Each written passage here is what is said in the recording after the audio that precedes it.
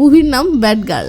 এটি মুভির দ্বিতীয় পর্ব। দাঁড়ান, প্রথম পর্ব দেখেনি বলে দৌড় দিয়ে না, প্রথম পর্বের কাহিনী এখানেই টুক করে বলে দিচ্ছি। গল্পটা রামিয়া নামের এক সদ্য যুবতী হাই স্কুল পড়ুয়া একটা মেয়েকে নিয়ে। জানেনই তো, এই বয়সী মেয়েরা সবে নিজের শরীর সম্পর্কে নানা বিষয় আবিষ্কার করতে শুরু করে এবং সবে রোমাঞ্চ শারীরিক সম্পর্কের ব্যাপারে আগ্রহী হতে শুরু করে। ফলাফল স্বরূপ এই বয়সী মেয়েরা ছেলেদের প্রতি প্রচুর আকর্ষণ ফিল করে ও কোনো ছেলের সাথে লাভ রিলেশনে জড়ালে শারীরিক সম্পর্কের জন্য পুরো পাগল হয়ে যায়। শুরু হয়ে যায় স্কুলের পিছনে ফাঁকা ক্লাসরুমে, পার্কে, এখানে সেখানে সুযোগ পেলেই রোমান্স বা শারীরিক সম্পর্ক করার তীব্র আকাঙ্ক্ষা। শুরু হয় লুকিয়ে ফোন কলে বা ভিডিও কলে স্বাদ মেটানো। স্কুল থেকে পিকনিকে গেলে সেখানে লুকিয়ে আকাম করা। রামিয়ার ক্ষেত্রেও ঠিক এসবই ঘটছিল। সে তার ক্লাসের লালান নামের একটা ছেলের সাথে এসব করছিল। কিন্তু রামিয়া যে স্কুলে পড়ে, রামিয়ার মাও ঠিক সেই স্কুলেরই টিচার। তাই খুব শীঘ্রই রামিয়ার মায়ের কানে এসব চলে আসে। ব্যাস, রামিয়ার মা রামিয়ার ফোন কেড়ে নেয় ও রামিয়ার উপর কঠোর নজরদারি শুরু করে দেয়। ওদিকে লালানের বাবা মাও এসব জানতে পেরে লালানকে বিদেশ পাঠিয়ে দেয়। ফলাফলস্বরূপ রামিয়ার এত সুন্দর রোমাঞ্চকর লাইফের ইতি ঘটে। আর রামিয়ার মতে সে তো অন্যায় কিছু করছিল না, সে সুন্দর একটা লাইফ কাটাচ্ছিল। ও কারণেই তার মা তার সুখ ছিনিয়ে নিল। ব্যাস, রামিয়া তার মায়ের থেকে মুক্তি পেতে ও নিজের মতো স্বাধীন লাইফ কাটাতে কলেজ লাইফে শহরে চলে যায় ও কলেজ হোস্টেলে ওঠে। ব্যাস, এখানে এসেই রামিয়া অর্জুন নামের একটা ছেলের সাথে রিলেশন শুরু করে ও অর্জুনের সাথে অবাধ শারীরিক সম্পর্ক করতে থাকে, নিয়মিত প্রতি রাতে। ফলাফল স্বরূপ রামিয়া আশা করতেছে রামিয়ার জীবন এখন সুন্দর হবে। এই অর্জুন তাকে প্রচন্ড ভালোবাসবে, কারণ সে অর্জুনকে সবকিছু বিলিয়ে দিচ্ছে। কিন্তু বাস্তবে আসলে কি ঘটবে সেটাই এখন দেখতে চলেছেন। সিন রামিয়ার স্কুল লাইফ শেষে হোটেল লাইফে চলে আসে। আমরা দেখি রামিয়া হোটেল রুমে একটা ছেলের সাথে শারীরিক সম্পর্ক করে ছেলেটির বুকে ঠিক সেভাবেই শুয়ে আছে যেমন স্বাধীনতা পাওয়ার জন্য সে ছটফট করে মরছিল। যে স্বাধীনতার মাঝেই সকল সুখ আছে বলে রামিয়া সেই স্বাধীনতাটা এত কিছু করে বাবা মায়ের থেকে ছিনিয়ে নিল। তো রামিয়া লালানের সাথে রিলেশন চলাকালে এটাই তো ভাবতো যে তাদের ভালোবাসা কাটাই কাটাই পরিপূর্ণ, শুধু ঘাটতি একটাই, শারীরিক সম্পর্কের। কোনোভাবে যদি সেটা করতে পারতো তাহলে তাদের ভালোবাসা এমন পরিপূর্ণ হতো যে লালানের মাঝে রামিয়ার প্রতি চুল পরিমাণও ভালোবাসার আর কোনো ঘাটতি থাকতো না। লালানের আত্মা পর্যন্ত যেন 7 জন্মের জন্য রামিয়ার হয়ে যেত। কিন্তু আফসোস, রামিয়া বাবা মায়ের কারণে তো লালানের সাথে সেসব করতে পারেনি, বাট এই বয়ফ্রেন্ডের সাথে সেসব করতে পারছে, তাও আবার নিয়মিত। তাহলে তো রামিয়ার প্রতি এই ছেলের ভালোবাসা আত্মার বন্ধনে বেঁধে যাওয়ার কথা, তাই না? কিন্তু মজার ব্যাপার হলো রামিয়া এসবকে ভালোবাসা ভেবে দিয়ে যাচ্ছে, আর বয়ফ্রেন্ড এসব যত পাচ্ছে রামিয়াকে তত সস্তা ভেবে যাচ্ছে। এটাই চিরন্তন বাস্তব। তো এই বয়ফ্রেন্ড রামিয়ার 2 বছরের সিনিয়র, নাম অর্জুন। অর্জুনের কলেজ কমপ্লিট, তাই কলেজ থেকে বিদায় নিয়ে হায়দ্রাবাদে চলে যাচ্ছে। আর এই শোকে রামিয়া কাঁদতেছে। অর্জুন সান্ত্বনা দিয়ে বলে, মন খারাপ করো না, গ্র্যাজুয়েশন করার জন্য আবার তো আসবো, তখন সাথে বাবা মাকেও আনবো তোমার সাথে পরিচয় করানোর জন্য, এবার তো খুশি হও। এমন সময় অর্জুনের রুমমেট জিতেন দরজা ধাক্কাতে থাকে আর বলে, ভাই তোর রোজ রোজ এসব লীলা খেলা ভালো লাগে না, এমন চলতে থাকলে কিন্তু হায়দ্রাবাদে তোকে অন্য রুমমেট খুঁজতে হবে। তো রামিয়া ও অর্জুন দুজনেই কাপড় পরে নিয়ে দরজাটা খুললে রামিয়া জিতেনকে হাই দিয়ে বিন্দাস চলে আসতে থাকে। আমরা দেখি কলেজের ছেলে হোস্টেল থেকে একটা ছেলের রুম থেকে বেরিয়ে রামিয়া রিল্যাক্সে আসতেছে, কেউ কিছু বলছে না, কারণ এখানকার সব ছেলেই জানে যে রামিয়া অর্জুনের রুমে রাত কাটিয়ে আসতেছে, আর অর্জুন এখানকার সবার সিনিয়র, তাই কারো হিম্মত নেই কিছু বলার। রামিয়া আস্তে আস্তে বলে, আজকে অর্জুনের লাস্ট ডেট, এরপর আমি ওকে এয়ারপোর্টে পৌঁছে দিতে যাব, ওর জন্য অনেক বড় একটা সারপ্রাইজ প্ল্যান করেছি। এই বলে রামিয়া তার বান্ধবী সেলভির সাথে নানা দোকানে আসে ও অর্জুনের পছন্দের বেশ কিছু জিনিস কেনে, এমনকি অর্জুনের পছন্দের সিগারেটও কেনে কয়েক প্যাকেট। সিন কাট হয়ে এয়ারপোর্টে আসলে দেখি রামিয়া একা অসহায়ের মতো দাঁড়িয়ে আছে। অর্জুন বিদায়কালে তাকে সময় না দিয়ে বরং তার বন্ধু বান্ধবদেরকে সময় দিতে ব্যস্ত। একটা সময় অর্জুনের নজর রামিয়ার দিকে পড়লে রামিয়া ভাবে এখন অর্জুন তো তার কাছে আসবে, তাই রামিয়া মিষ্টি অভিমানের ভান ধরে মুখ অন্যদিকে করে থাকে। কিন্তু কি, অর্জুন না এসে বন্ধুদের সাথে গ্রুপ সেলফি তুলছে, তাও আবার রামিয়াকে ছাড়াই। এটা দেখে রামিয়া ভীষণ কষ্ট পায়, কিন্তু কি আর করার। তো একটা সময় অর্জুন রামিয়ার দিকে আসলে রামিয়া গিফটের ব্যাগটা দিয়ে বলে, এই নাও, এটা নাও, তোমার জন্য এনেছি, এটাতে তোমার সকল পছন্দের জিনিস আছে। অর্জুন ঠিক আছে বাই বলতেই রামিয়া অর্জুনকে জড়িয়ে ধরে।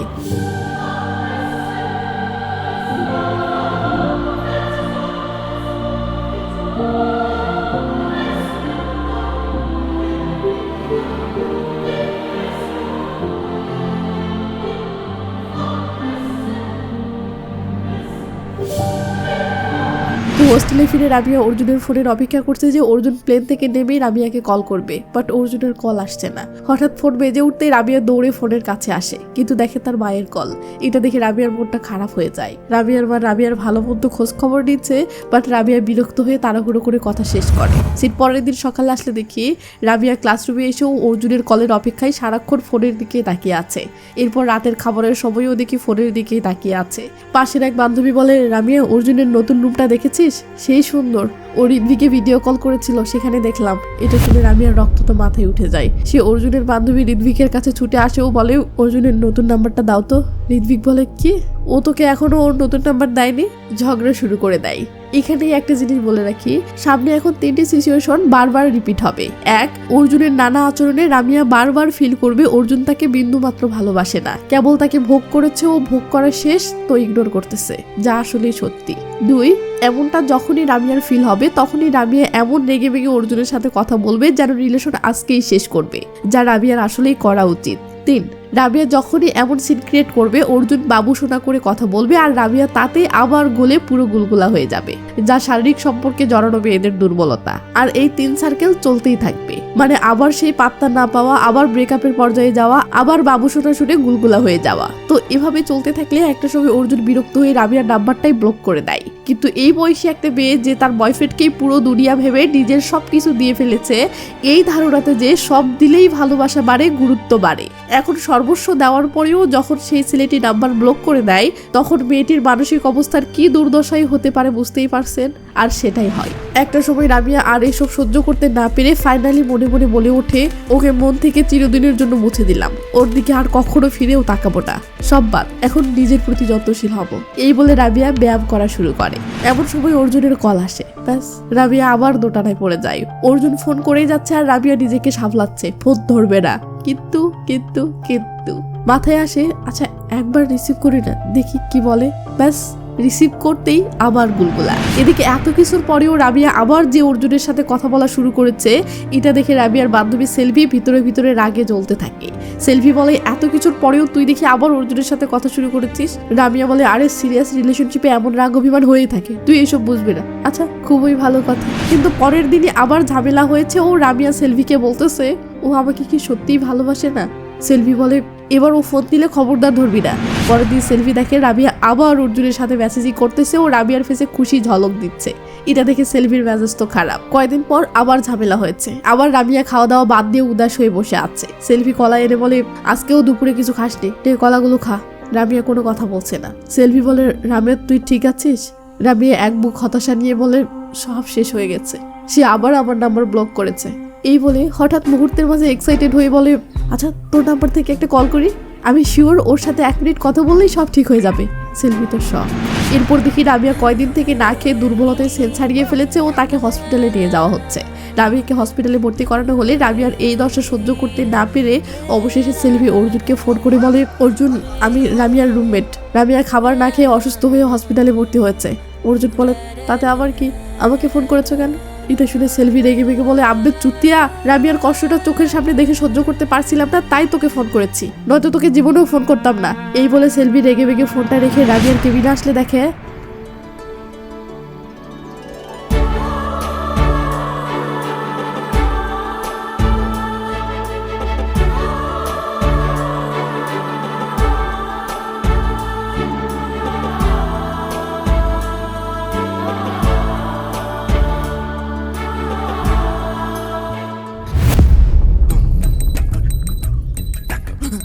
তো রাবিয়ার মা বাবা রাবিয়াকে হোটেলে নিয়ে আসলে সেলভি রাবিয়ার মদের বোতলগুলো লুকিয়ে সরিয়ে ফেলতে থাকে। তো রামিয়ার মা ফোনে রামিয়ার অসুস্থতার ব্যাপারে রামিয়ার আন্টিকে বলতেছে। এটা শুনে রামিয়া রেগে বেগে মাকে বলে, আমার ব্যাপারে পুরো দুনিয়াকে জানানোর কি দরকার? মা বলে, আরে তোর আন্টি খোঁজ নিচ্ছে তো বলবো না? রামিয়া বলে, কেন বলতে হবে? তোমাদের এসব অত্যাচারে আমি বাড়ি ছেড়ে আসতে বাধ্য হয়েছি, এখন আবার তোমরা এখানে এসেও আমাকে টর্চার করতেছো। টর্চার করতে এসেছি? মাঝরাতে হোস্টেল থেকে ফোন এসেছে তোমাদের মেয়েকে হসপিটালে ভর্তি করা হয়েছে, এটা শুনে আমরা হন্য হয়ে তোকে দেখতে এসেছি। তোর বাবা তো ইমার্জেন্সি ফ্লাইট ধরে চলে এসেছে, আর তুই আমাদেরকেই বকতেছিস। বাবা রামিয়াকে বলে, আচ্ছা তুই বল আমরা করবোটা কি? আমাদেরকে এখানে আসতে দিস না, আবার তুইও বাড়িতে যাস না, তোকে ফোন করি তো ধরিস না। বাবা এইসব বলতেছে আর রামিয়া বিরক্ত হয়ে কানে হাত দিয়ে আছে। সিন এখান থেকে কাট হয়ে কয়েক মাস পরে আসে। অর্জুন তার গ্র্যাজুয়েশন সনদ নেওয়ার জন্য কলেজে এসেছে। মনে আছে অর্জুন বলেছিল সে গ্র্যাজুয়েশন সনদ নিতে আসলে সেদিন বাবা মাকে সাথে নিয়ে আসবে ও রামিয়াকে গার্লফ্রেন্ড হিসেবে পরিচয় করিয়ে দিবে। তাই রামিয়া আজ ভীষণ খুশি ও এক্সাইটেড। অর্জুনের হাতে সনদ তুলে দেওয়ার সময় রামিয়া তো খুশিতে চিল্লাতে থাকে। তো সনদ প্রদান শেষ হলে রামিয়া অর্জুনের কাছে ছুটে আসে যে এবার অর্জুন তার বাবা মায়ের সাথে পরিচয় করিয়ে দিবে। তো অর্জুন তার সকল বন্ধু বান্ধবদেরকে মায়ের সাথে পরিচয় করিয়ে দিচ্ছে। সেখানে রামিয়াও আছে। তাই শেষে রামিয়াকে দেখিয়ে বলে, মা এ রামিয়া আমার কলেজ জুনিয়র। জাস্ট এটুকু বলেই রামিয়ার পরিচয় শেষ করলে রামিয়া তো শক। সে মুহূর্তের মাঝে অসহায় হয়ে পড়ে ও চুপচাপ সেখান থেকে চলে আসতে থাকে। এই সময় রামিয়াকে দেখে এমন মনে হচ্ছে যেন সে সর্বস্ব হারিয়ে ফেলেছে। তার কোনো সেন্স নেই, সে মাতালের মতো টলমল করছে, কখন যেন পড়ে যায়। ব্যাস এই অবস্থাতেই সে এসে আদির বন্ধুদের থেকে ড্রিঙ্কস নিয়ে পুরো এক বোতল এক নিঃশ্বাসে শেষ করে ফেলে। এরপর সে মাতলামো করতে করতে ফিরতে থাকলে সিঁড়ির কাছে এসে পড়ে যায়। সে উঠতে যাবে এমন সময় দেখে দূরে অর্জুন তার বন্ধু বান্ধবীদের সাথে আড্ডায় মজা আছে। ব্যাস রামিয়া রেগে মেগে এসেই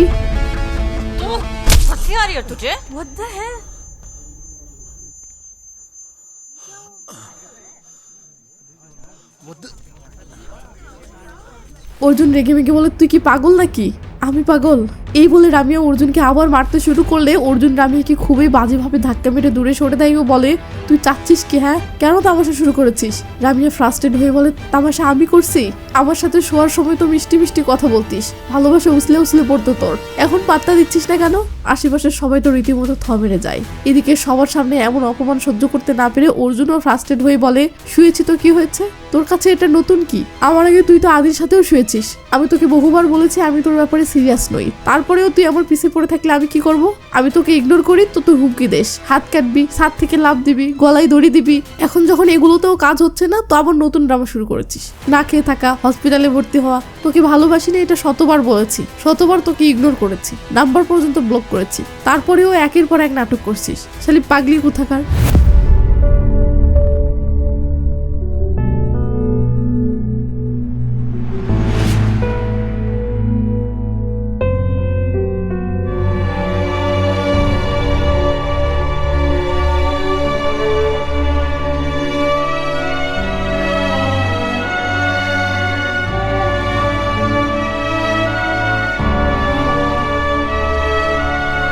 তো রামিয়ার বান্ধবীরা সবাই যখন রামিয়াকে নিয়ে ব্যস্ত তখন রামিয়া নিহারিকা নামের এই মেয়েটির ফেসের দিকে তাকিয়ে মনে মনে বলে, এর মনে এখন এটাই চলতেছে। তোকে বলেছিলাম অর্জুন ছেলেটা ভালো না, ওর পিছনে পড়িস না। আর হ্যাঁ, এটা নিহারিকা সত্যি সত্যিই বলেছিল। কলেজে নবীনবরণ অনুষ্ঠানের দিনে পার্টিতে নিহারিকা অর্জুনকে দূর থেকে দেখিয়ে বলেছিল, ও অর্জুন ফাইনাল ইয়ারের স্টুডেন্ট, আমাদের কলেজের 1 নাম্বার প্লে বয়, ওর থেকে দূরে থাকবি, এমনকি ওর দিকে তাকাবিও না, ও মেয়েদেরকে খেয়ে ছেড়ে দেওয়ার ওস্তাদ। এটা শুনে আমি কৌতূহলী হয়ে অর্জুনের দিকে তাকালাম। আর প্রথম দেখাতেই অর্জুনকে আমার ভীষণ ভালো লেগে গেল। মনে হলো অন্য মেয়েরা হয়তো ওকে ঠিক মতো ভালোবাসতে পারেনি, তাই হয়তো কারোর রিলেশন টেকেনি, কিন্তু আমি ওকে প্রচুর ভালোবাসা দিব, ভালোবাসা দিয়ে ওকে আগলে রাখবো। আমাদের কাহিনী অন্যদের থেকে একদম আলাদা হবে। সিন বর্তমানে আসলে দেখি এসব ভেবে রামিয়ার হাত থরথর করে কাঁপতেছে আর রামিয়া অর্জুনের সাথে করা রোমান্সগুলো ভাবতেছে।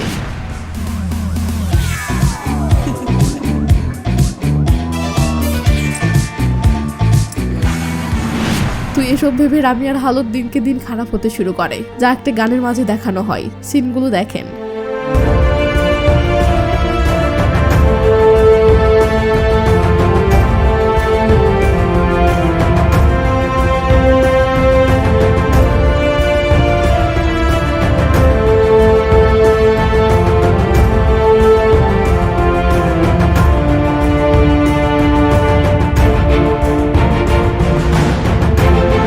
কাট হয়ে কিছুদিন পর আসলে দেখি রামিয়া কিছুটা নর্মাল লাইফে ফিরেছে ও হোস্টেলে বান্ধবীদের আড্ডাগুলোতে যোগ দিতে শুরু করেছে।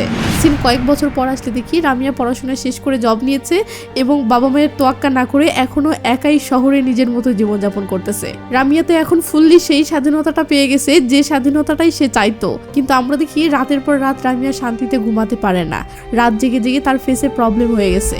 রামিয়া একা একটা জায়গায় উদাস হয়ে দাঁড়িয়ে থেকে সিগারেট খেতে খেতে ব্যাকগ্রাউন্ডে বলে, কতদিন যে হলো শান্তিতে ঘুমাইনি, মনে সারাক্ষণ কেমন জানি একটা অশান্তি কাজ করে, কোনো কিছুতেই সুখ খুঁজে পাই না। যখন ইরফানের সাথে ছিলাম কত শান্তির ঘুম আসতো। ইরফান? হোয়াট?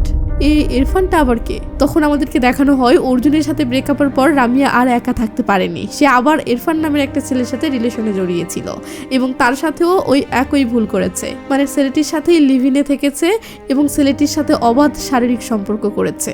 এটা করা তার কাছে সহজ ছিল, কারণ একে সে বাবা মায়ের ধার ধারতো না, বাবা মাকে কখনো তার শহরে আসতে দিত না, সে কি করেছে কোথায় থাকছে এগুলো নিয়ে বাবা মাকে নাক গলাতে দিত না। ঠিক আছে, এভাবে লিভিনে থেকে ইরফানকে সব বিলিয়ে দেওয়ার কারণে ইরফান যদি রামিয়াকে পাগলের মতো ভালোবাসে, রামিয়াকে সেই ভালোবাসা ও গুরুত্বটা দেয় যা সে এত বছর থেকে খুঁজে আসতেছে, তাহলেই হয়। কিন্তু না, এমন মেয়েদের সাথে যা হওয়ার সেটাই হয়। এই ইরফানও রামিয়াকে সিরিয়াসলি নেয় না, সেও রামিয়াকে বিন্দাস ভোগ করেছে এবং রামিয়ার প্রতি ইন্টারেস্ট শেষ হলে রামিয়ার সাথে ব্রেকআপ করে এখন অন্য মেয়ের সাথে মজেছে। রামিয়া যেহেতু ইরফানের ফ্ল্যাটেই থাকতো, তাই এখানে রামিয়ার পোষা একটা বিড়াল আছে, আর রামিয়া সেই বিড়ালটা নিতেই এসেছিল। কিন্তু এসে যখন দেখতেছে ইরফান ফ্ল্যাটে অন্য মেয়ে এনেছে, তখন রামিয়া বিড়ালটা নিয়ে আর এক মুহূর্ত দেরি করে না, রেগে মেগে অসহায়ের মতো বেরিয়ে আসে। ইরফান পিছন পিছন এসে রামিয়াকে মারানোর চেষ্টা করলে রামিয়া বলে, ইটস ওকে, আমাদের রিলেশন যখন ব্রেকআপ হয়ে গেছে তখন মুভ অন তো করতেই হবে, তুমি মুভ অন করেছো, অন্য কারোর সাথে ভালো আছো, ইটস ওকে। এই বলে রামিয়া অটোতে উঠে যেতে থাকে আর লুকিং গ্লাসে ইরফানকে দেখে তার সাথে কাটানো মুহূর্তগুলো মনে করতে থাকে।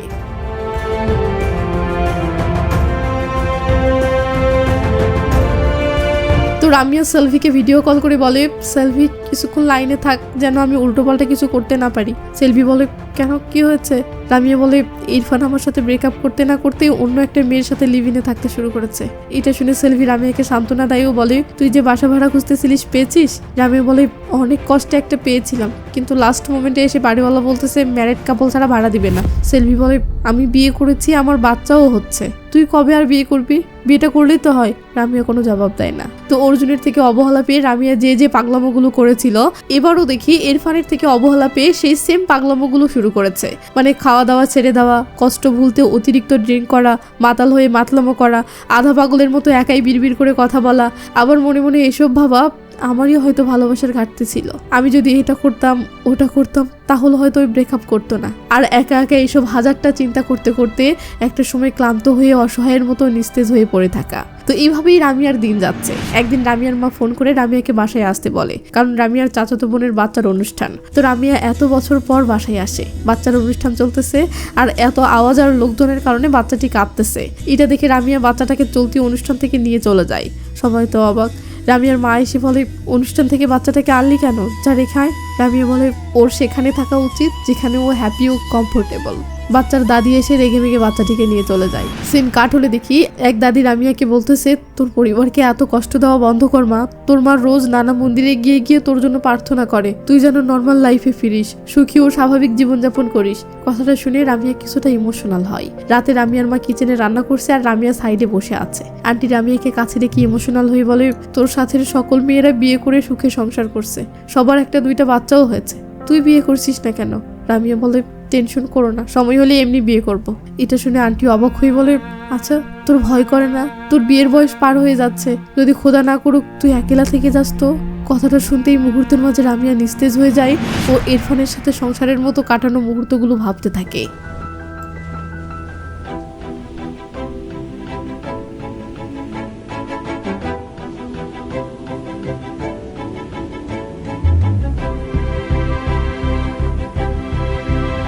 তো রামিয়া মনে মনে বলে, একটু তো ভয় লাগতেছে মা, তুমি যে ভয় পাচ্ছ সেই ভয়টা আমার মনেও একটু তো আসতেছে।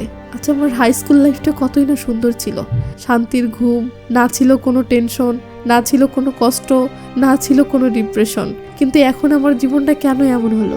আমার অন্য সব বান্ধবীদের মতো আমি কেন একটা সুন্দর লাভ রিলেশন পাচ্ছি না? আমার মাঝে আসলে সমস্যা কোথায়? সিন কাট হলে আমরা দেখি রামিয়া সুপার শপে কিছু কেনাকাটা করতে এসেছে। তো কেনাকাটা শেষে বিল পে করতেছে, হঠাৎ একটা বাচ্চা রামিয়ার কাঁধে হাত দেয়।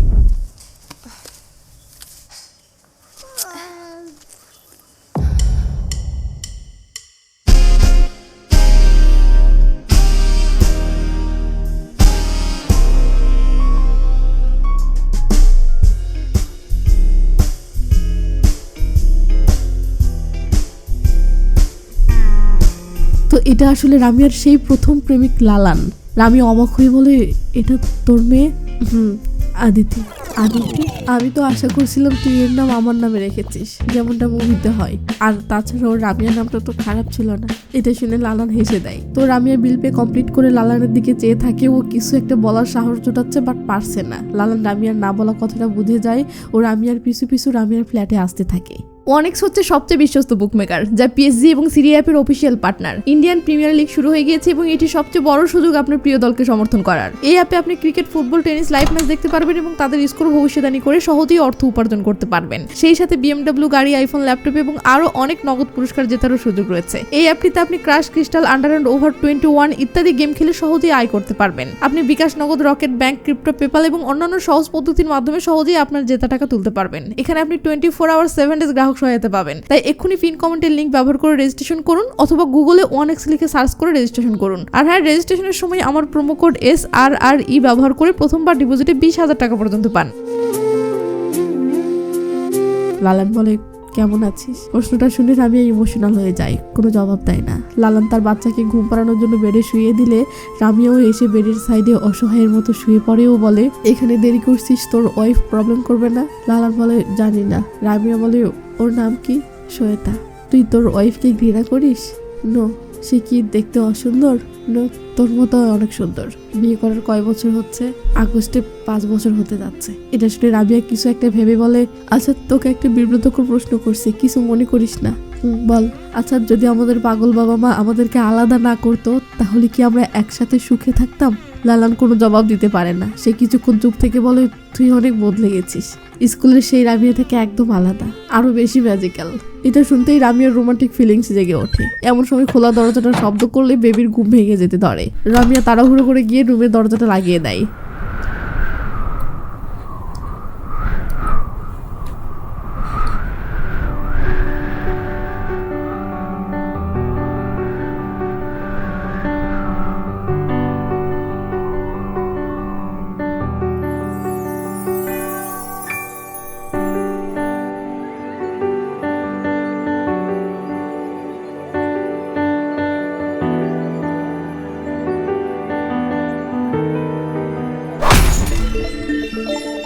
লালান বলে, সরি, আমার ওয়াইফ ফোন করেছে, 1 মিনিট ওয়েট। এই বলে লালান কলটা রিসিভ করলে তার ওয়াইফ জিজ্ঞাসা করে, সব থেকে আসতে এত দেরি হচ্ছে কেন? লালান বলে, এই তো কেনাকাটা শেষ, এখন ফিরতেছি। ওয়াইফ তখন মিস ইউ বললে লালানও মিটু বলে। এদিকে এটা শুনে রামিয়ার মুড অফ হয়ে যায়। লালান কথা শেষ করে বলে, আই এম সরি। সে আন্দাজ পেয়েছে কিছু তো একটা গড়বড় হয়েছে। রামিয়া বলে, ঠিক আছে, তোর এখন যাওয়া উচিত। এই বলে রামিয়া মন খারাপ করে চলে যেতে ধরলে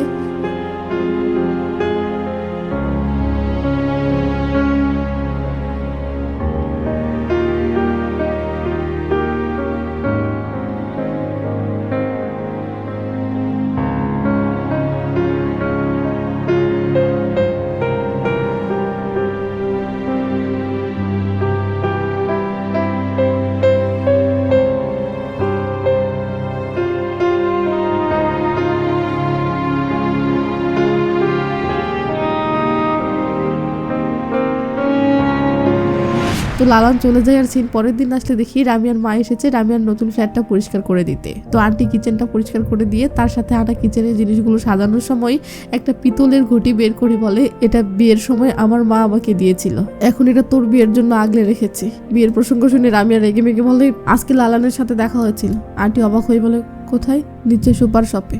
ওর মেয়ে দেখতে অনেক কিউট হয়েছে আর লালানো সুখে আছে। অনেকক্ষণ ধরে কথা বললো, অনেক ভালো লাগলো। আমি ভাবতেছি তুমি যদি আমাদের দুজনের মাঝে শত্রু হয়ে না দাঁড়াতে তাহলে হয়তো ওর সাথে ওই লাইফটা আমি কাটাতাম, একটা সুন্দর বাসাতে, একটা কিউট বাচ্চার সাথে। আন্টি বলে, তুই বল আমি কি করতাম? 15 বছরের মেয়ে ভালোবাসায় অন্ধ হয়ে কারোর সাথে পালাতে চাচ্ছে, তো একজন মা হয়ে কি পালাতে দিতাম? রামিয়া বলে, পালানোর প্রয়োজনই ছিল না, সব তো ঠিকঠাকই যাচ্ছিল। আর হ্যাঁ, আমার তো কোনো ভুলই ছিল না। তোমরা অকারণেই এত বড় তামাশা খাড়া করেছো এবং আমার লাইফটা ধ্বংস করেছো। মা বলে, আমাদেরকে দোষ দিস না, তুই আমাদের থেকে সেই কবেই তো মুক্তি নিয়েছিস, এরপর থেকে তো নিজের মতোই চলছিস। রামিয়া রেগে মেগে আর মায়ের সাথে কথা না বলে রুমের ভিতরে গেলে জানালাগুলো খোলা দেখে তাড়াহুড়ো করে বন্ধ করে দেয়। ও রেগে মেগে মাকে গালি দিয়ে বলে, তুমি জানালা খুলে রেখেছো কেন? আমার বিড়ালগুলো মনে হয় ভেগে গেছে। এই বলে রামিয়া অস্থির হয়ে তার পোষা বিড়াল দুটোকে খুঁজতে শুরু করলে মেয়ে বিড়ালটাকে পেতেই রামিয়া যেন হাঁপ ছেড়ে বাঁচে। বাট ছেলে বিড়ালটা কোথায়? রামিয়া তো পুরো হন্য হয়ে খুঁজতে শুরু করে। আসলে রামিয়া এই বিড়াল দুটিকে বেশ কয়েক বছর থেকে পালতেছে ও বিড়াল দুটিকে প্রচুর ভালোবাসে। বলতে গেলে রামিয়ার সকল বয়ফ্রেন্ড রামিয়াকে ছেড়ে যাওয়ার পর বর্তমান সময়ে এই বিড়াল দুটোই আছে যাকে রামিয়া এত ভালোবাসে। আজ সেই শেষ ভালোবাসাও এভাবে লাইফ থেকে হারাতে বসেছে। তাই রামিয়া অসহায়ের মতো হন্য হয়ে বিড়ালটিকে খুঁজতে থাকে।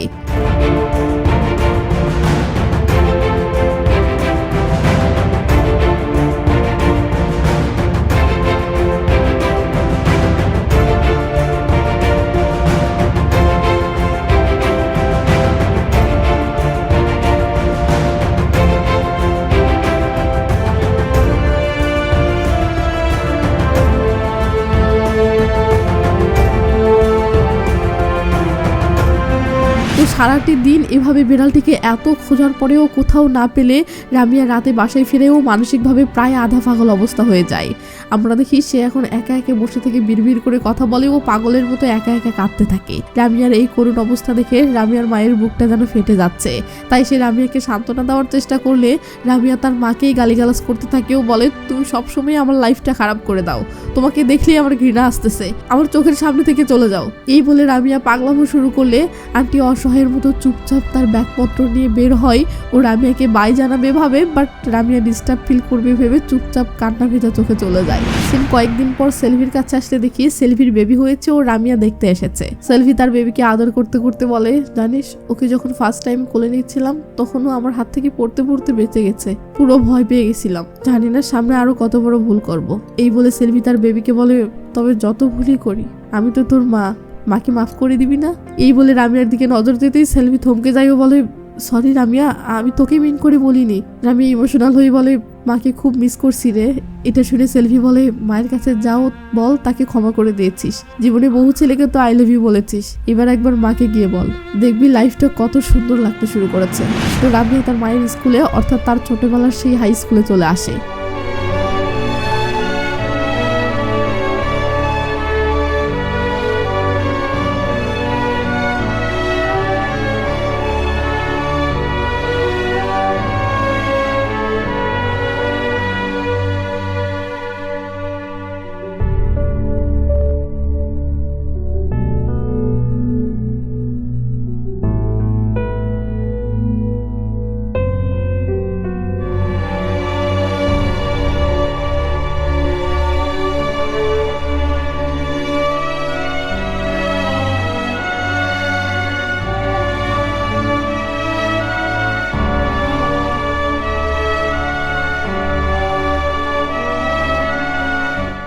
felicitation function.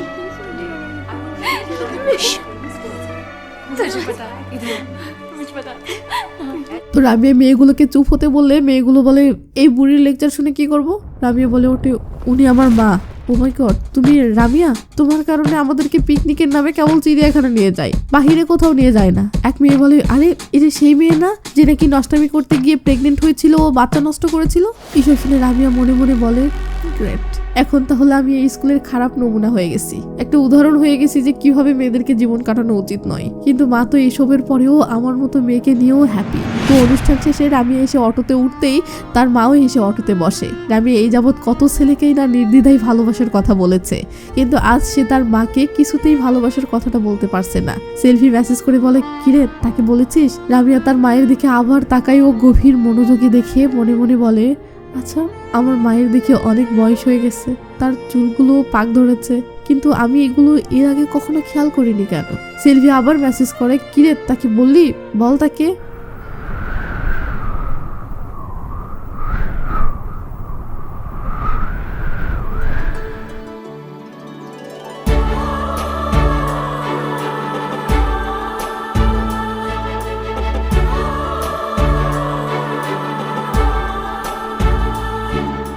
তুমি বেস্ট। এটা বলে রামিয়া চলে গেলে মায়ের ফেসে খুশি ঝলক দিয়ে ওঠে। সে এতটা খুশি হয়েছে বলে বোঝানো সম্ভব না। তো রামিয়া শহরে ফিরতে থাকলে বাসে বসে মনে মনে বলে, সত্যি আজ লাইফটাকে অনেক সুন্দর মনে হচ্ছে। এই অগোছালো জীবনটাকেও কেন জানি এখন অনেক গোছালো ফিল হতে শুরু করেছে। কিন্তু কেন? আমার লাইফের প্রবলেমগুলো তো সব আগের মতোই আছে, শুধু মায়ের মুখে হাসি ফুটিয়েছি, এতে কি এমন ম্যাজিক আছে? এসব ভাবতে ভাবতে রামিয়া তার ফ্ল্যাটে পৌঁছালে